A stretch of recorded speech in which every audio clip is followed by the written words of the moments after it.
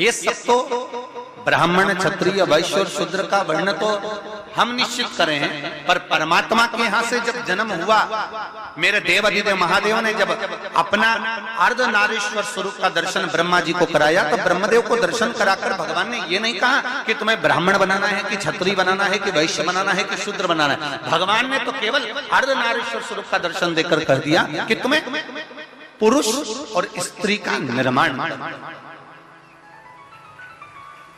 पुरुष और स्त्री का निर्माण।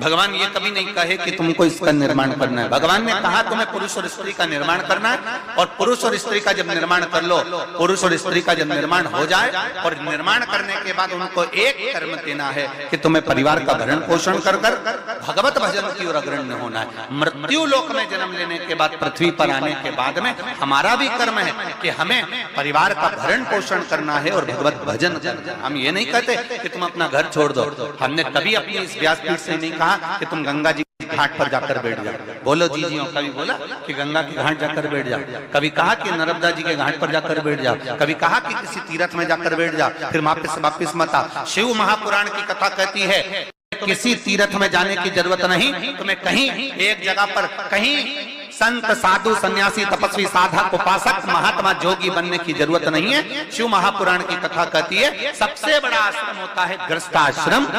घर में रहो, परिवार में रहो, कुटुंब में रहो, और उस परिवार में रहकर अगर तुम थोड़ा सा भी भगवान का भजन कर लोगे, एक लोटा जल भी अगर शिव को चढ़ा लोगे, और निश्चित है शिव तुमको मिल जाएगा, ज्यादा कहीं जाने की जरूरत नहीं।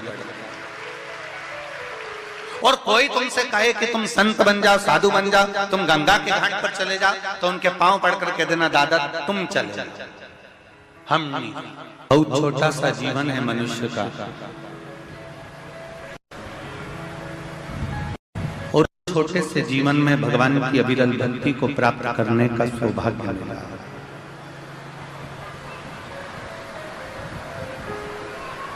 पहले भी कथा में कहा कि ये मानव की देह दो कारणों से प्राप्त होती है।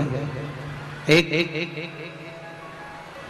भगवत स्मरण करने के लिए, दूसरा अपने कर्म का भोग भोगने के लिए। आपने जो पूर्व में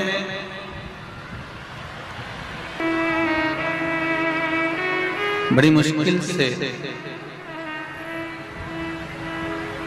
यह मानव की देह प्राप्त होती है, और दो कारणों से यह मनुष्य का शरीर मिला है। पहला भगवत भजन के लिए, भगवत स्मरण के लिए, और दूसरा कर्म का भोग भोगने के लिए। कि तेरी कृपा बिना नहीं एक रेणु लेते श्वास, तेरी कृपा से तनु तनु। आदरणीय राज्यपाल महोदय भी कह रही थी महामहिम कि जब कॉरिडोर का उद्घाटन हुआ तब आपका आगमन मध्य प्रदेश के उज्जैन महाकाल की नगरी में प्रवेश हुआ। हम तो कहेंगे ये महाकाल बाबा का आपके प्रति प्रेम है जो खींच कर उज्जैनी बुला लेता है। ये महाकाल बाबा का स्नेह है।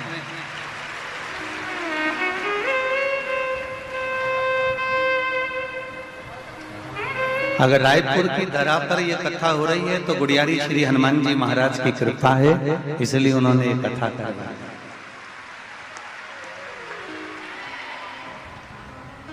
और कथा भी चुनी श्री हनुमान जी महाराज ने तो चंपेश्वर महादेव की कथा सुनी। कोई साधारण सी कथा नहीं है। राजिम हमारे छत्तीसगढ़ का हरिद्वार है, वो तीर्थ है जिसमें संपूर्ण देवता विराजमान है। कोई साधारण सी धरा नहीं है छत्तीसगढ़ का। और उस राजीव की 5 कोस की यात्रा में पंचकोशी में 5 महादेव विराजमान है और उसमें मूल जो महादेव है वो चंपेश्वर महादेव। कौन कौन गया है राजीव? कौन कौन गया चंपेश्वर महादेव? गए हो आप लोग?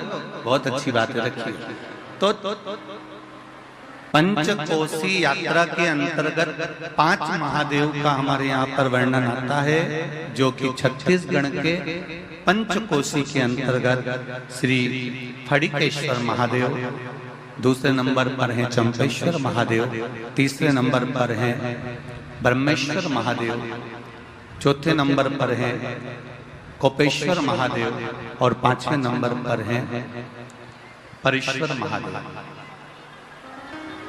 पटेश्वर महादेव। ऐसे छत्तीसगढ़ की जो पंचकोशी है, छत्तीसगढ़ में राजिम की जो पंचकोशी है, महानदी की जो पंचकोशी है, उस पंचकोशी में 5 महादेव विराजमान।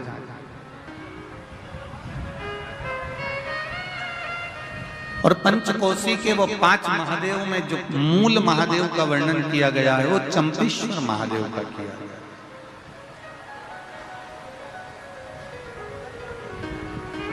क्योंकि चंपेश्वर महादेव को किसी ने यहां पर स्थापित नहीं करा, चंपेश्वर महादेव को यहां पर किसी ने लाकर बिठाया नहीं है। जैसे 12 ज्योतिर्लिंग में भगवान शिव स्वयं प्रकट हुए हैं, उसी तरह से छत्तीसगढ़ के चंपेश्वर महादेव चंपारण में स्वयं प्रकट हुए हैं। यह कोई साधारण नहीं है।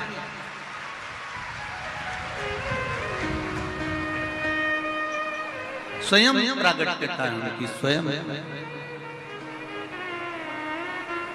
मैंने तेरे ही भरोसे ओ बाबा, तेरे ही भरोसे हवा बिच उड़ती जावांगी, बाबा डोर हर तो छठी नामे कटी जावांगी, भोले में तेरी भक्ति शंभो में।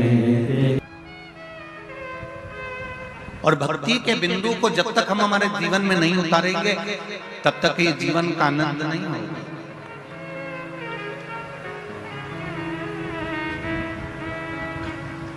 हर समस्या का हल, जरा जम के बोलो, एक लोटा जल। पर एक बात का स्मरण जरूर रहे, छल से चढ़ाया गया जल भी भगवान स्वीकार नहीं करते, भगवान उसको स्वीकार नहीं करते। सारी समस्या का हल एक लोटा जल है, पर छल से चढ़ाया गया जल भी मेरा शिव स्वीकार नहीं करता। आप भगवान को रिझाने के लिए, देवाधिदेव महादेव को रिझाने के लिए, आप भगवान शिव को रिझाने के लिए, भगवान की अविरल भक्ति में डूबने के लिए, जैसे मेरे शंकर, जैसे मेरे ओगरदानी, जैसे मेरे भोले, जैसे मेरे शिव एक सरलता का भाव रखते हैं, ऐसी सरलता का भाव आप में होना चाहिए।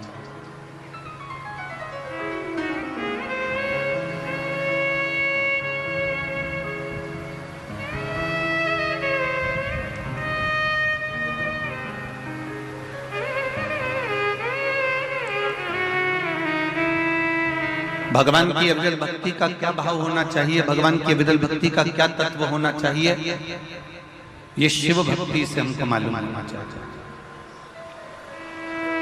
देखो, जमीन रोड पर अगर किसी का घर होता है ना तो उसकी बहुत कीमत होती है, और गली कूचे में होता है तो उसकी कोई कीमत नहीं होती। बोलो रे रायपुर वालों, सही है ना जी? जी, रोड पर अगर किसी का घर होगा तो उसकी कीमत होगी, रोड पर अगर किसी की जमीन होगी, खेत होगा, प्लाट होगा तो उसकी कीमत होगी। पर शिव पुराण कहती है इंसान अगर रोड पर होगा तो उसकी कोई कीमत नहीं होगी, ये निश्चित।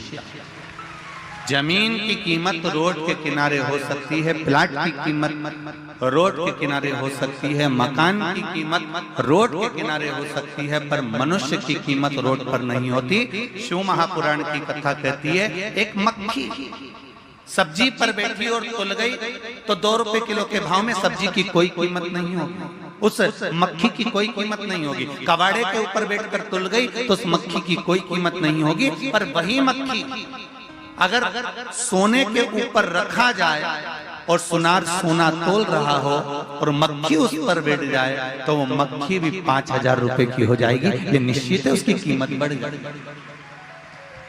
मक्खी अगर तुलते समय सब्जी पर बैठी है तो उसकी कोई कीमत नहीं है। मक्खी तुलते समय अगर किराने के सामान पर बैठी है तो उसकी कोई कीमत नहीं है। मक्खी तुलते हुए कबाड़े के सामान पर बैठी है तो उसकी कोई कीमत नहीं है। और वही मक्खी अगर सोने पर सोना तुल रहा है और उस पर अगर मक्खी बैठ गई है तो वो मक्खी की कीमत भी अपने आप बढ़ जाएगी। उसी तरह आप किस जगह पर बैठ रहे हो, किस चौराहे पर बैठ रहे हो, किस पान की दुकान पर जाकर बैठ रहे हो, किस गुमठी पर जाकर बैठ रहे हो, किस पेड़ के नीचे जाकर बैठ रहे हो, किस रोड पर जाकर बैठ रहे हो, उसकी कीमत नहीं है। शिव महापुराण की कथा कहती है, जब हम भगवान की शरणागति में, सत्संग में या शिव महापुराण में जाकर बैठते हैं तो ये शरीर की भी कीमत बढ़ जाती है और आत्मा की भी कीमत बढ़ जाती है। इसकी कीमत बड़ी है, ये शरीर की कीमत भी बड़ी और आत्मा की कीमत भी बड़ी। हम जब भजन करने बैठे, हम जब स्मरण करने बैठे, आप उठाकर देखिए, इतने शास्त्रों को, इतने प्रमाणों को हमारे उठाकर देखिएगा। रामकृष्ण परमहंस जी को देखिए, चैतन्य महाप्रभु जी को देखिए, श्री महावीर स्वामी जी को देखिए, गौतम बुद्ध जी को देखिए, नामदेव जी तो कहता, प्रहलाद, इनका यदि स्मरण करेंगे तो इन्होंने अपने शरीर की कीमत को बढ़ा लिया भगवान का भजन, इन्होंने शरीर की कीमत को बढ़ा लिया भगवती स्मरण, इन्होंने शरीर की कीमत को बढ़ा लिया भगवत नाम का जप कर। अब करो। शंभु शरणे पड़ी मांगू घड़ी रे घड़ी, दुख काटो दया करी दर्शन आपको। इस शरीर की कीमत को हम जाने, कितना मूल्यवान ये शरीर दिया है। और उसके बाद भी हम अगर रोएं, उसके बाद भी हमारे नैनों में जल भर जाए कि मैं तो बहुत गरीब हूं, या मेरा शरीर बेकार है, या भगवान ने मुझे जबरदस्ती पैदा कर दिया, भगवान ने यूं ही मुझे जन्म दे दिया। एक बात बहुत अच्छे से याद रखना, पहले भी कथा में कही, आज फिर कहते हैं, यहाँ जितनी मेरी बहनें बैठी हुई हैं, जितनी माताएं बैठी हुई हैं, जितने भाई लोग बैठे हुए हैं और जितने भी बांधव लोग यहाँ बैठे हुए हैं, आप सोने वाले कमरे में या अपने कक्ष के अंदर कोई भी अटाला चीज नहीं रखते। तुम अपनी अलमारी में हमेशा अच्छी चीज ही रखते हो, कीमती चीज ही रखते हो। जब तुम अपने कमरे में, तुम अपनी अलमारी में, तुम अपने कक्ष में, तुम अपने मकान में कोई भी अटाला सामान नहीं रखते तो जरा विचार करिए, ये पृथ्वी पूरी की पूरी मेरे महादेव का घर है। जब आप अटाला सामान नहीं रखते तो मेरा महादेव किसी फालतू को इस पृथ्वी पर क्यों रखेगा? जरा विचार करो। अगर भगवान ने जन्म दिया है, मृत्यु लोक में आए हो, पृथ्वी पर जन्म हुआ है, तो तुम्हें कीमत वाला बनाकर मेरे परमात्मा ने भेजा। ऐसा कोई मनुष्य, ऐसा कोई मानव, ऐसा कोई पृथ्वी पर मनुष्य जन्म नहीं लेता जिसको भगवान कीमत वाला बनाकर नहीं पैदा करता। बस आपको निखरने की जरूरत है। दुनिया की ठोकरें खाकर अपना कर्म करते करते और कर्म को प्रधान मानकर जो आगे बढ़ता चले जाता है, मेहनत करता चले जाता है, वो एक दिन आगे बढ़कर उन्नति की सीढ़ी पर चढ़ ही जाता है। पहले कर्म को प्रधान मानना।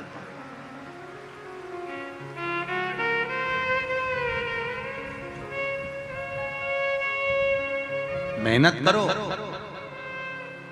कहीं इधर उधर मत पड़ी जाना, नहीं तो लोग कहें कि कहीं का बाबा जोगी मिल जाए और कह दे कि तुम मेरे पास में आ जाओ, मैं तुमको गड़ा हुआ धन दे दूंगा, निकाल